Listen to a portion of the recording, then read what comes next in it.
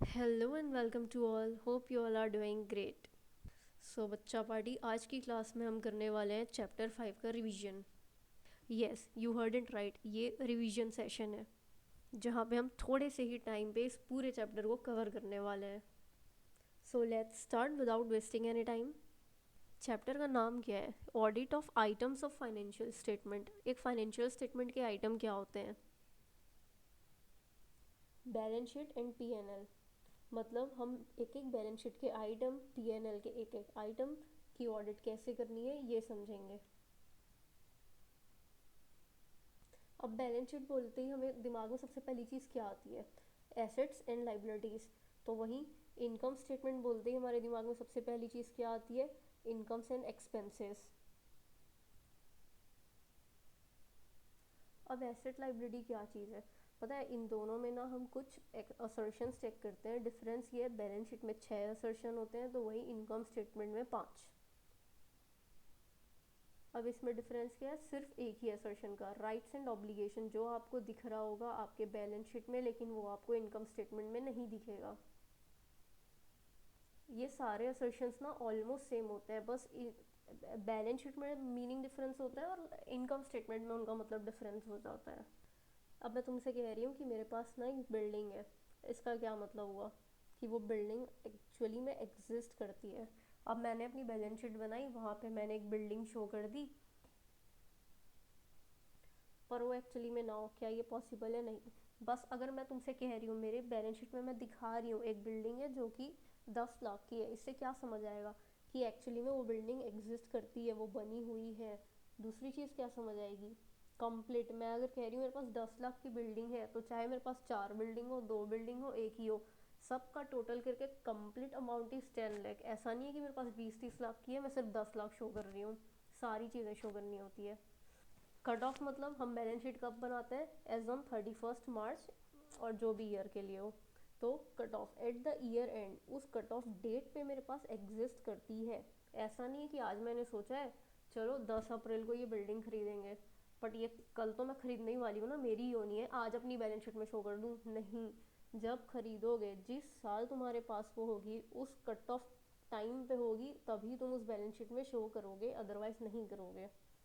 दूसरा, उसका valuation possible होना चाहिए, उसकी सही तरीके से वैल्यूएशन होनी चाहिए। 2-3 तरह से होती है, कॉस्ट मॉडल फॉलो कर रहे हो, रिवैल्यूएशन फॉलो कर रहे हो, जो मॉडल भी फॉलो कर रहे हो। ऐसा नहीं है कि बिल्डिंग तो है पर अब देखना पड़ेगा कितने लाख की हो, ऐसा नहीं होता। Okay. And at last, rights and obligation.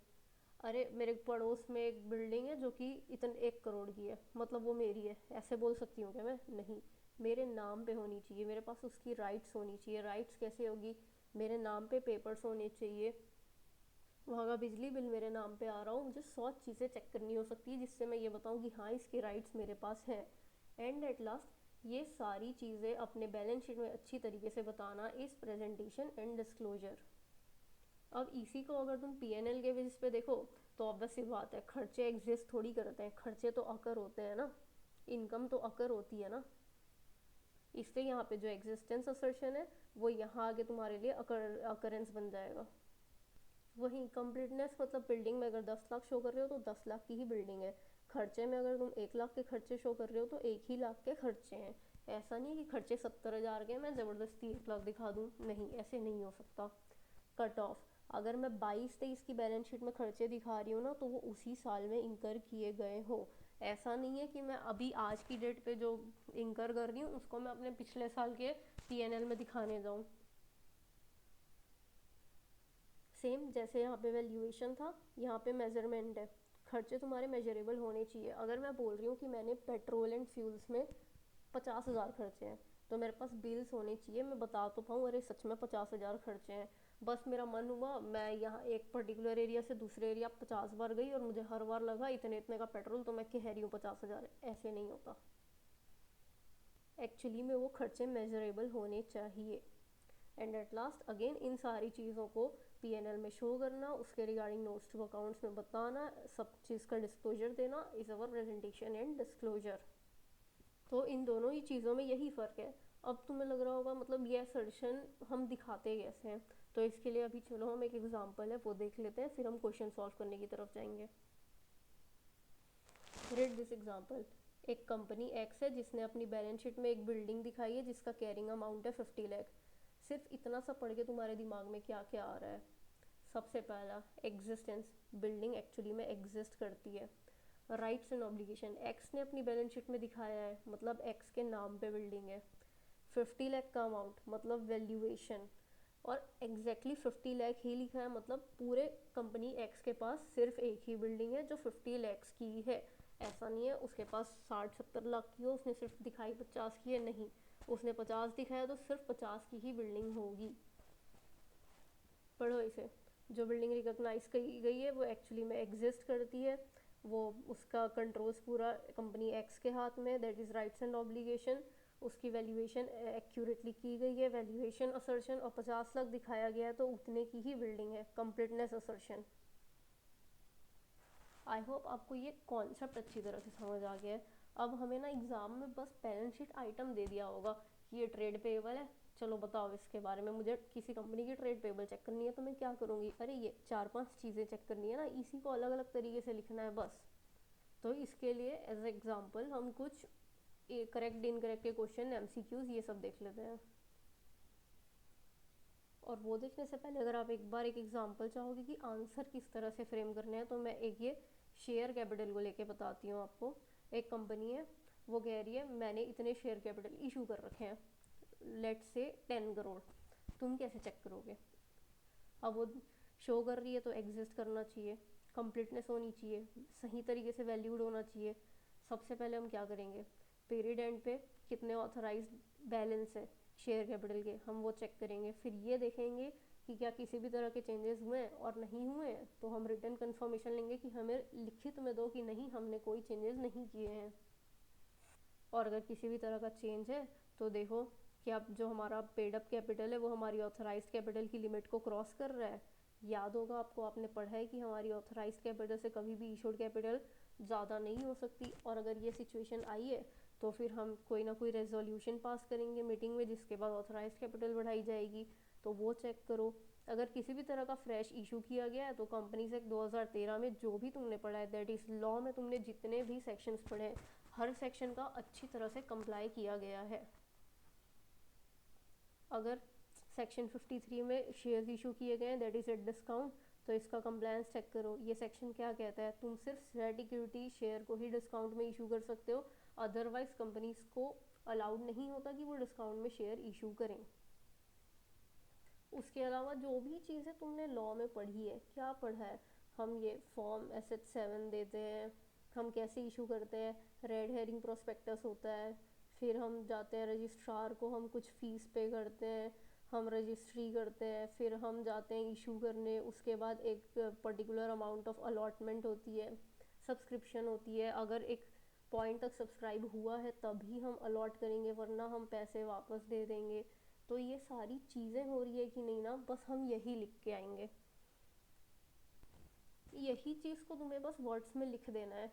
Check करो कि क्या रिक्वायर्ड फी स्टैम्प ड्यूटी पे कर दी गई है, और अगर प्रीमियम में पे हो रहा है तो क्या वो अमाउंट को सिक्योरिटीज प्रीमियम अकाउंट में ट्रांसफ़र किया गया है, और किया गया तो सेक्शन 52 की कंप्लायंस है। क्या बोलता है सेक्शन 52, सिर्फ 5 तरह के खर्चे हम सिक्योरिटीज प्रीमियम से कर सकते हैं, दैट इज़ हम हमारी प्रीलिमिनरी एक्सपेंसेस पे कर सकते हैं, बोनस शेयर इशू कर सकते हैं, किसी भी तरह का कमीशन पे करना है वो कर सकते हैं, अगर redemption on redeemable preference share में प्रीमियम पे करना है तो हम वो कर सकते हैं, बाईबैक ऑफ शेयर्स कर सकते हैं। क्या सिर्फ इन्हीं 5 चीज़ों के लिए यूज़ हो रहा है ये पैसा, ये चेक करो।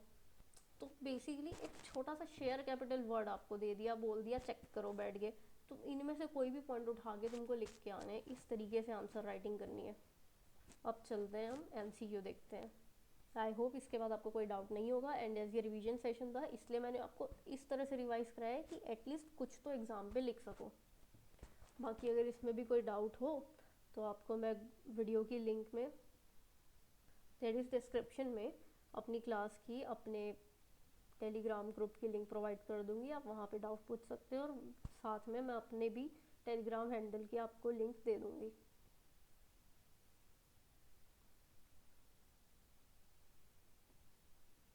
सो let's start with MCQs।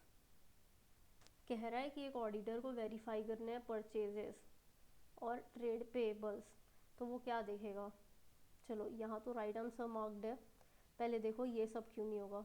Occurrence and completeness, क्या ये दोनों सेम चीज़ें हैं? अकरेंस के अगेंस्ट पे क्या आता है? एग्जिस्टेंस। कंप्लीटनेस के अगेंस्ट में क्या आता है? कंप्लीटनेस। Existence, occurrence. क्या परचेजेस एग्जिस्ट करती है? नहीं, परचेजेस अकर करती हैं, इसलिए occurrence should be here and existence should be here, जो कि हमारे फर्स्ट पॉइंट में है। Then comes your completeness and occurrence. भाई ट्रेड पेबल अकर होता है क्या? नहीं, एग्जिस्ट करता है। इस पॉइंट में भी देखो, पहले तुम चेक कर रहे हो कि परचेजेस एक्चुअली में अकर हुई है कि नहीं, अच्छा कर रहे हो, तो ट्रेड पेबल में भी तो देखो एक्चुअली में एग्जिस्ट करती है कि नहीं, डायरेक्ट कंप्लीटनेस देखने थोड़ी जाओगे। सो हमने जो बस छोटे से 4-5 पॉइंट पढ़े हैं ना, उसी के बेसिस पे हम पूरा चैप्टर सॉल्व कर सकते हैं। गुड्स इन ट्रांसिट के बारे में बताना है। अब ये हमने पढ़ा है, हमें पता है कि जो गुड्स इन ट्रांसिट होते हैं, that is stock in transit, उसे हम स्टॉक में मिला के नहीं दिखाते हैं, अलग से दिखाते हैं। तो disclosure of goods in transit under each sub head of inventory is required. क्या उसे तुम इन्वेंट्री के साथ ही दिखा दोगे? नहीं। क्या तुम उसे अलग से दिखाओगे? नहीं। अरे मैं बोल रही हूँ मेरे पास 10 पेटी शैम्पू आने वाली है, तो मैं शैम्पू जितनी है उसके नीचे दिखाऊंगी ना, उसी के साथ दिखाऊंगी ना कि इतनी अभी आने वाली है, कि अलग से कहीं और ही। तो ये चीज़ ध्यान रखना। Then sweat equity shares are issued by company at a discount or for consideration other than cash to its। अब ये तो लॉ में पढ़ा है हमने, मैंने क्या कहा, यहाँ पे सिर्फ जो भी लॉ में पढ़े हो ना उसी को लिख देना है आपको, और कुछ नहीं करना है। डायरेक्टर्स और एम्प्लॉयज़। देन इसमें से कौन सा एलिमेंट मशीनरी के कॉस्ट में इंक्लूड नहीं होगा? अगेन ये भी हमने पढ़ा, इंस्टॉलेशन कॉस्ट बिल्कुल इंक्लूड होगा, फ्रेट कॉस्ट इंक्लूड होगा, एम्प्लॉय बेनिफिट कॉस्ट इंक्लूड होगा, इनॉग्रल कॉस्ट। अरे ठीक है, मैंने फैक्ट्री बना ली, मैं उसमें काम कर रही हूँ, अब मैं उस फैक्ट्री का इनॉग्रेशन करूँ नहीं करूँ, क्या उससे मेरी मशीन पे कोई फ़र्क पड़ रहा है? नहीं पड़ रहा है। क्या अगर मैं इनॉग्रेशन नहीं करूँगी तो ऐसा कुछ है क्या कि कल को मेरी फैक्ट्री नहीं चलेगी या मेरी मशीन नहीं चलेगी? तो see, it's very logical. Which of the classification is not required by company in respect of its cash and cash equivalent? Cash and cash equivalent में हम क्या शो करते हैं? Balance with banks, cash on hand, cheques on hand. Scheduled bank के साथ balance show करते हैं या कभी? नहीं। तो बस तुम्हें पूछ रहा है क्वेश्चन में कि चलो cash and cash equivalent check करना है, तो क्या बोलोगे? पहले तो हमें ये देखना है कि उसमें क्या क्या तुमने सब हेड शो करी है, और अगर बैंक में एग्जिस्ट करती है तो हम बैंक स्टेटमेंट वेरीफाई करेंगे। So it's very simple. अब ये करेक्ट इनकरेक्ट है, ये सब मतलब इस चैप्टर की क्वेश्चन नहीं है, समझो तुम। पूछ रहे हैं एम्प्लॉय बेनिफिट एक्सपेंस को क्या चीज़ को रिप्रेजेंट करता है? जो हम कुछ भी पेमेंट एम्प्लॉयज़ को देते हैं वो? नहीं भाई, मैं तो एम्प्लॉयज़ को सैलरी भी दे रही हूँ। और 10 तरह की चीज़ें, स्वेट इक्विटी शेयर्स दे रही हूँ, क्या वो एम्प्लॉय बेनिफिट एक्सपेंस हो जाएगा? नहीं। क्या डिविडेंड तुम सिर्फ तभी रिकॉग्नाइज करोगे जब उसका राइट टू रिसीव तुम्हें मिल जाएगा, मतलब राइट टू रिसीव है बस रिकॉग्नाइज कर दो? नहीं। एक कंपनी कल को आके बोल रही है जिसके शेयर्स तुम्हारे पास है कि कल को ना मैं डिविडेंड दूंगी, और तुमने अपने बैलेंस शीट में पीएनएल में दिखा दी भाई मुझे तो डिविडेंड मिल रहा, नहीं। जब वो बताएगी कि इस अमाउंट पे दे रही हूँ, इस डेट को दे रही हूँ और इस तरह से दे रही हूँ, तब दैट इज़ ये सर्टेन होना चाहिए कि तुम्हें तुम्हारे पास राइट्स है कि तुम रिसीव करोगे, तुम्हें उससे इकोनॉमिक बेनिफिट होगी, और वो इकोनॉमिक बेनिफिट मेजरेबल हो, सिर्फ तभी डिविडेंड्स रिकॉग्नाइज करते हैं। इसी से पढ़ लो, समझ लो क्वेश्चन है एग्जाम में कि एक कंपनी ने दिखाया उसके पास इतने डिविडेंड्स आए, उसे इतने डिविडेंड्स रिसीव हुए, कैसे चेक करोगे? तो कैसे करोगे, अभी ये पॉइंट पढ़ के आपको समझ आ गया होगा कि हम ये देखेंगे कि क्या राइट है हमारे पास रिसीव करने की, क्या सामने वाली कंपनी ने बहुत क्लियरली ये स्पेसिफाई किया है कि इस डेट पे और इस अमाउंट पे आ रहा है। बस इन्हीं चीज़ों को आपको अपने मॉड्यूल की लैंग्वेज में, एक अच्छी लैंग्वेज में फ्रेम करके आना है। स्वेट इक्विटी शेयर्स प्रीमियम में करते हैं क्या? बताओ। अभी पढ़ के आ रहे हैं हम कि हम डिस्काउंट में सिर्फ एक ही टाइम पे इशू कर सकते हैं, जब हम स्वेट इक्विटी इशू कर रहे हैं, और यहाँ प्रीमियम की बात हो रही है। कैपिटल रिजर्व वो प्रॉफिट है जो अवेलेबल है डिस्ट्रीब्यूशन के लिए, ये तो 11th-12th का बच्चा बता देगा। कैपिटल रिजर्व को ऐसे ही डिस्ट्रीब्यूट करते रहते हैं क्या? नहीं। अब ये पढ़ो, कैपिटल रिजर्व जनरली यूटिलाइज होता है राइट डाउन करने को, फिक्टिडियस एसेट्स को और लॉसेस को। बिल्कुल करेक्ट है।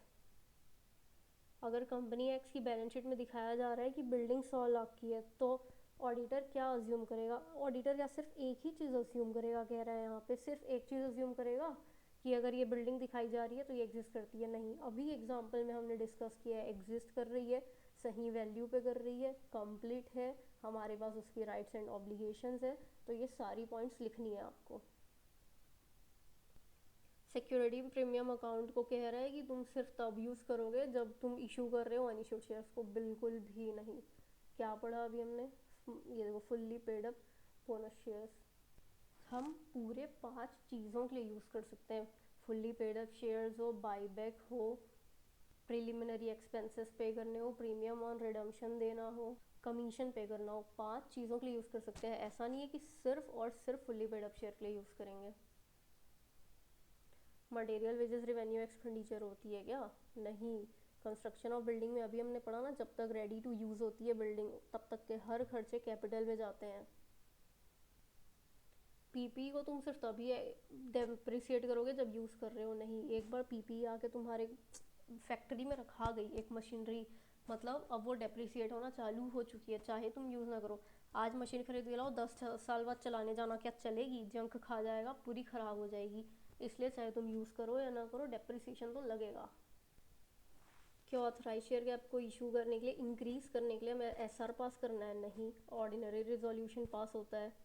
कैपिटल रिडम्पशन रिजर्व को क्या डिविडेंड डिस्ट्रीब्यूट करने के लिए यूज़ कर सकते हो? नहीं। Dividends recommended by board are declared by the shareholders. Yes. In verifying trade receivable balance, direct information procedure is one of the important activity. बिल्कुल सही है। तुमने अगर कभी सुना हो, तुम्हें पता हो, मान लो स्टडी स्मार्ट सीए बोल रहा है कि कोई भी XYZ कंपनी है, उसने मुझसे लिए हुए हैं 10 लाख, तो तुम कैसे वेरीफाई करोगे? तुमसे ये पूछ रहा है, तो जाके XYZ से पूछोगे भाई तुमने लिए हैं? हाँ लिए हैं, तो हमें कोई प्रूफ दे दो। तो डायरेक्ट कन्फर्मेशन। कभी भी ट्रेड रिसीवेबल हो, ट्रेड पेएबल हो, चेक करना है, जाके सीधा उन्हीं से कन्फर्मेशन ले लो कि आपने इतने पैसे लिए हैं इनसे। हाँ लिए हैं, बस हो गया। तो इसी के साथ यहाँ पे हम हमारा ये सेशन रैप अप करते हैं। इनकेस आपको कोई भी डाउट हो, आप बिल्कुल पूछ सकते हो। एज ये रिवीजन सेशन था, इसलिए हमने इसे कुछ 15 से 20 मिनट में ये चैप्टर कवर कर लिया है। अगर आपको इससे भी ज़्यादा डिटेल में कोई चैप्टर चाहिए या इसी तरह कोई दूसरा चैप्टर भी चाहिए, तो आप बिल्कुल कमेंट सेक्शन में बता सकते हो। I will make video of that chapter also. Thank you and all the best.